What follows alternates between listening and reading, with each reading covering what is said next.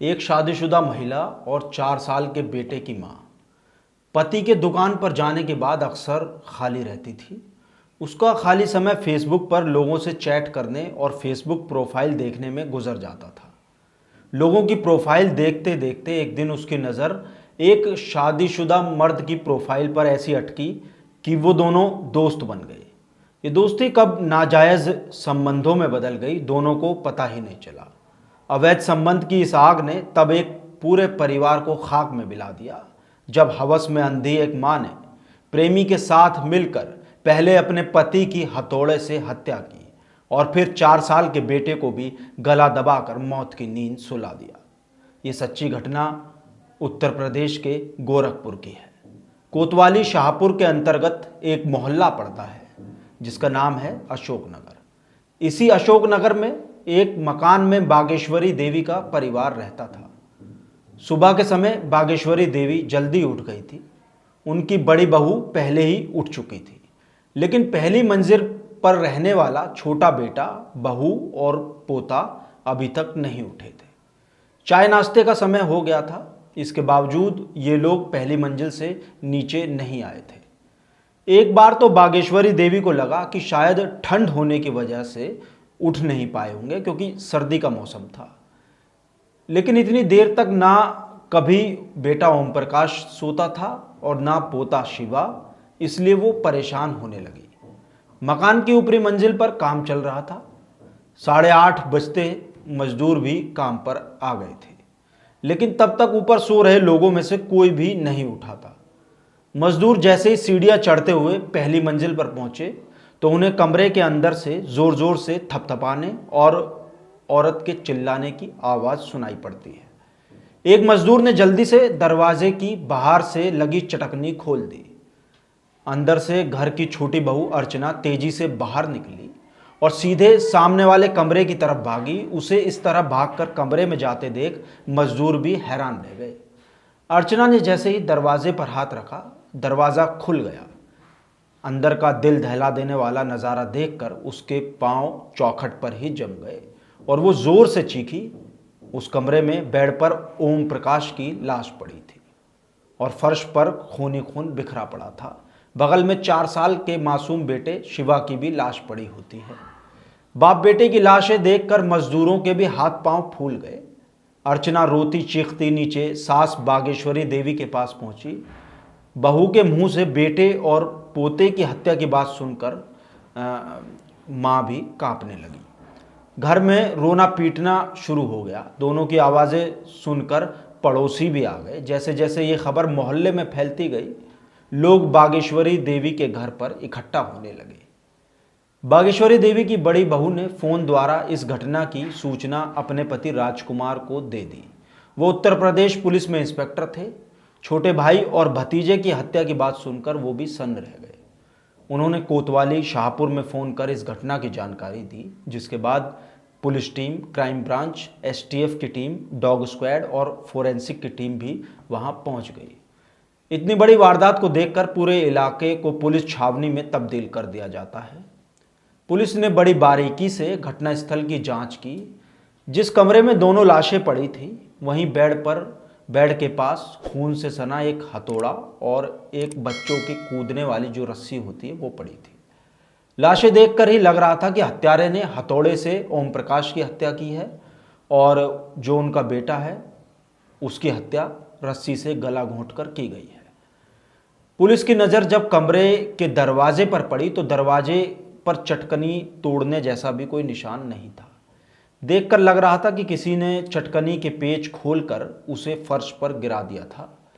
जबकि पूछताछ में अर्चना ने बताया था कि उसके पति अंदर से चटकनी लगाकर ही सोते थे।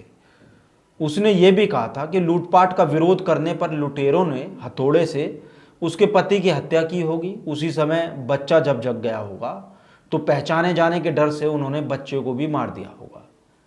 लूटपाट के दौरान खटपट की आवाज़ सुनकर वो ना आ जाए, इसलिए बदमाशों ने उसके कमरे की चटकनी भी बाहर से बंद कर दी होगी। अर्चना का यह बयान पुलिस को कुछ अजीब लग रहा था। बागेश्वरी देवी के बड़े बेटे इंस्पेक्टर राजकुमार आ गए तो वो उस कमरे में गए जहां दोनों लाशें पड़ी थी। उन्होंने भी कमरे का निरीक्षण किया। उन्हें भी साफ साफ लग रहा था कि ये लूट का मामला तो नहीं है। पुलिस ने घटनास्थल की कार्रवाई पूरी करने के बाद दोनों लाशों को तो पोस्टमार्टम के लिए भिजवा दिया। अब मृतक की मां बागेश्वरी देवी की तहरीर पर पुलिस ने अज्ञात के खिलाफ दोनों हत्याओं का मुकदमा भी दर्ज कर लिया। पुलिस ने मृतक ओम प्रकाश और उनकी पत्नी अर्चना के मोबाइल नंबरों की कॉल डिटेल्स निकलवाई। ओम प्रकाश की कॉल डिटेल्स से तो कुछ खास नहीं मिला, लेकिन अर्चना की कॉल डिटेल्स बहुत चौंकाने वाली थी। रात 12:30 बजे से लेकर 1:30 बजे के बीच उसने एक नंबर पर कई बार फ़ोन किया था। जांच में पता चला कि यह नंबर फिरोजाबाद जिले के स्वामीनगर के रहने वाले एक अजय कुमार नाम के शख्स का था और उसके फ़ोन की लोकेशन दोपहर के बाद से लेकर उस समय तक गोरखपुर की ही थी। यही नहीं, इसके पहले भी उस नंबर पर अर्चना की दिन में कई बार लंबी बातें होती रहती थी। सारा माजरा पुलिस की समझ में आ चुका था। अर्चना शक के दायरे में आ गई, लेकिन पुलिस ने इस बात का एहसास किसी को नहीं होने दिया। अजय कुमार गोरखपुर में ही था, लेकिन पुलिस के पास उसकी कोई फ़ोटो नहीं थी जिससे उसे पहचाना जा सके। अजय कुमार के फ़ोटो के लिए पुलिस ने सोशल साइटों को खंगाला तो फेसबुक पर उसे अजय का फ़ोटो मिल गया। मोबाइल की लोकेशन से पुलिस को पता चल गया था कि अजय कुमार गोरखपुर में ही है और बस अड्डे पर है। पुलिस को फ़ोटो मिल ही गया था, इसलिए 22 जनवरी की सुबह पुलिस ने बस अड्डे को घेर लिया। बस अड्डे पर भारी मात्रा में पुलिस बल देखकर अजय ने भागने की कोशिश की, लेकिन भाग नहीं पाया। पुलिस ने उसे पकड़कर सीधे वो शाहपुर कोतवाली ले आई। अजय कुमार के पकड़े जाने की सूचना मिलते ही एसएसपी लव कुमार और एसपी सिटी हेमंत कुटियार थाने आ गए। अजय खुद को एक राजनीतिक पार्टी से जुड़ा हुआ बताते हुए बिना वजह थाने लाए जाने पर पुलिस पर रौब झाड़ रहा था, जिसके बाद उसके सामने वो कॉल डिटेल्स रखी गई तो उसकी सारी की सारी हेकड़ी निकल गई और उसने कबूल किया कि अर्चना की बातों में आकर मुझसे ये अपराध हो गया। उसी ने मुझ पर अपने पति और बच्चे को रास्ते से हटाने का दबाव डाला था। इसके बाद अजय ने ओम प्रकाश और उनके 4 साल के मासूम बेटे की हत्या की पूरी कहानी सुना दी। अजय ने स्वीकार कर लिया कि इन हत्याओं में अर्चना का भी हाथ था, इसलिए पुलिस अर्चना को गिरफ्तार करने के लिए अजय को साथ लेकर अशोकनगर कॉलोनी पहुंच गई। पुलिस के साथ अजय को देखकर अर्चना के भी होश उड़ गए और उसे एहसास हो गया कि उसके खेल का पर्दाफाश हो चुका है। इसलिए उसने अपना जुर्म भी कबूल कर लिया और पुलिस से कहा कि हाँ, मैंने ही अजय के साथ मिलकर पति और बेटे की हत्या की है, मुझे इसका कोई मलाल भी नहीं है। अर्चना के मुंह से निकले इन शब्दों को सुनकर वहां खड़े लोग दंग रह गए।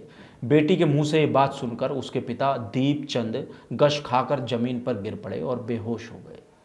इस पूरे हत्याकांड की कहानी शुरू होती है उत्तर प्रदेश के जिला गाजीपुर से। यहाँ के थाना जमनिया के खलीलचक ढडनी के रहने वाले भोलानाथ यादव का 5 लोगों का परिवार था। पति पत्नी के अलावा 2 बेटे राजकुमार और ओम प्रकाश और एक बेटी प्रमिला। भोलानाथ का बड़ा बेटा राजकुमार पढ़ लिखकर उत्तर प्रदेश पुलिस में सब इंस्पेक्टर हो गया था, तो दूसरा बेटा ओम प्रकाश यादव नेत्र परीक्षक। राजकुमार की शादी हो चुकी थी, जबकि ओम प्रकाश का पहली पत्नी से तलाक हो गया था और फिर साल 2009 में ओम प्रकाश की दूसरी शादी लखनऊ की रहने वाली अर्चना नाम की लड़की से हो गई थी। अर्चना पढ़ी लिखी और खूबसूरत थी और मनमोजी और चंचल स्वभाव की भी थी। उसे अकेले घूमना, दोस्ती करना और महंगे महंगे मोबाइल फ़ोन खरीदना अच्छा लगता था। शादी के बाद भी अर्चना के स्वभाव में कोई बदलाव नहीं आया।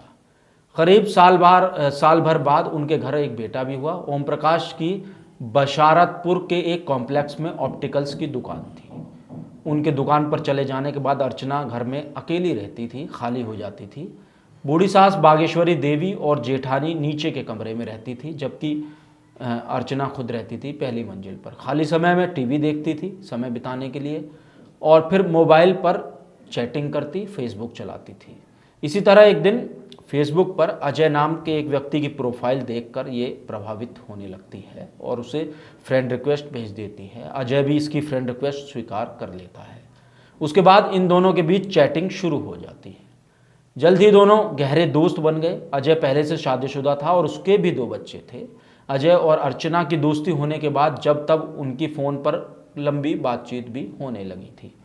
जल्दी उनकी दोस्ती प्यार में बदल गई। अर्चना ने अजय को अपने मायके लखनऊ मिलने के लिए बुला लिया। पति से बहाना करके अर्चना बेटे को लेकर मायके आ गई। अजय उसके दिए पते पर लखनऊ पहुंच गया, उसके घर पहुंच गया।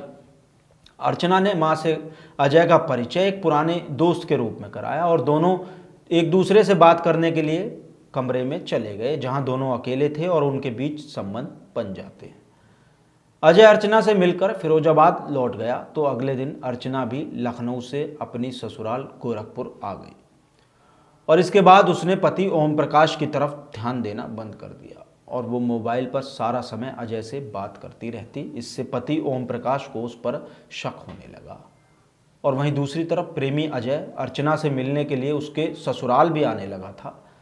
सास बागेश्वरी देवी ने इस नए चेहरे को देखा तो पूछ बैठी कि बहू ये सब क्या है, ये कौन है। तब उसने खुद को अर्चना का दूर का रिश्तेदार बताया था और अर्चना के सभी रिश्तेदारों को, लेकिन ये उसकी सास जानती थी तो वो चौंक गई कि ये नया रिश्तेदार आखिर कहाँ से आ गया। और उन्होंने फिर ये बात अपने बेटे ओम प्रकाश को बताई। ओम प्रकाश ने जब अर्चना से अजय के बारे में पूछा तो अपनी गलती मानने के बजाय वो पति से लड़ने पर आमदा हो गई। बस उसी दिन के बाद से इस रिश्ते में जो दरार पड़ी वो धीरे धीरे बढ़ती ही गई। पति पत्नी के बीच इतनी दूरियां बढ़ गईं कि लगभग रोज ही घर में महाभारत होने लगा। यही नहीं, दोनों अलग अलग कमरों में सोने लगे। ओम प्रकाश नितिन को लेकर सोता था जबकि अर्चना दूसरे कमरे में अकेली सोती थी। अर्चना के लिए पति उसके प्रेम में रोड़ा बन रहा था। इसी का नतीजा था कि उसने पति को रास्ते से हटाने के लिए अजय से बात की। अजय उसके लिए कुछ भी करने को तैयार था, इसलिए वो उसका साथ देने के लिए तैयार राजी हो गया। ओम प्रकाश को मारने के लिए अर्चना ने एक साजिश रची और अजय को फोन करके 20 जनवरी को गोरखपुर बुला लिया। अर्चना ने पीछे की सीढ़ियों से अजय को कमरे में लाकर छिपा दिया। रात करीब 11 बजे ओम प्रकाश अपने बेटे के साथ पड़ोस में एक पार्टी थी वहां से लौटा और जाकर अपने कमरे में सो गया। सोते समय उसने अपने दरवाजे की चटकनी अंदर से बंद नहीं की थी। मजदूरों के जाने के बाद उनके औजारों में से हथौड़ा निकालकर अर्चना ने अपने कमरे में पहले ही रख लिया था और बच्चों की एक कूदने वाली रस्सी भी उसने अपने कमरे में रख ली थी। सबके सो जाने के बाद अर्चना रात के करीब 1 बजे दबे पांव अपने कमरे से निकली और पति के कमरे में गई। देखा कि बाप बेटे दोनों गहरी नींद में सो रहे हैं तो वो वापस आ गई और अजय को हथौड़ा और रस्सी देकर पति के कमरे में भेज दिया और खुद भी उसके साथ आ गई। अर्चना ने अजय को उसके पति पर वार करने के लिए इशारा किया तो अजय ने हथौड़े से ओम प्रकाश के सिर पर पूरी ताकत से वार कर दिया, जिसके बाद उसका बेटा नितिन जाग जाता है। अर्चना ने अजय से बेटे को भी ख़त्म करने को कहा तो अजय की हिम्मत जवाब दे गई, उसने मना कर दिया। तो भेद खुलने के डर से अर्चना ने खुद ही बेटे का गला दबा दिया। पुलिस और घर वालों को गुमराह करने के लिए अर्चना ने घर का सारा सामान बिखेर दिया, साथ ही चटकनी खोलकर फर्श पर नीचे डाल दी ताकि सभी को यही लगे कि लूट की नीयत से चटकनी तोड़कर लुटेरे अंदर घुसे और उन्होंने ओम प्रकाश और नितिन की हत्या कर दी है। इसके बाद अर्चना और उसके प्रेमी अजय ने बाथरूम में जाकर खून से सने अपने हाथ पैर धोए और कमरे में जाकर चुपचाप सो गए। सुबह करीब 4 बजे दोनों उठे तो अर्चना ने दरवाज़ा खोलकर बाहर झांका, उसे कोई दिखाई नहीं दिया तो पीछे की सीढ़ियों से अजय को उसने बाहर निकाल दिया। अगले दिन अर्चना भी अजय के साथ भागने वाली थी, मगर इससे पहले कि ये लोग भागने में कामयाब हो पाते, पुलिस ने मोबाइल की लोकेशन के आधार पर अजय को पकड़ लिया। आगे भी क्राइम की और ऐसी कहानियों के लिए हमारे चैनल खबर की खबर को सब्सक्राइब कर लें और शेयर करना बिल्कुल न भूलें।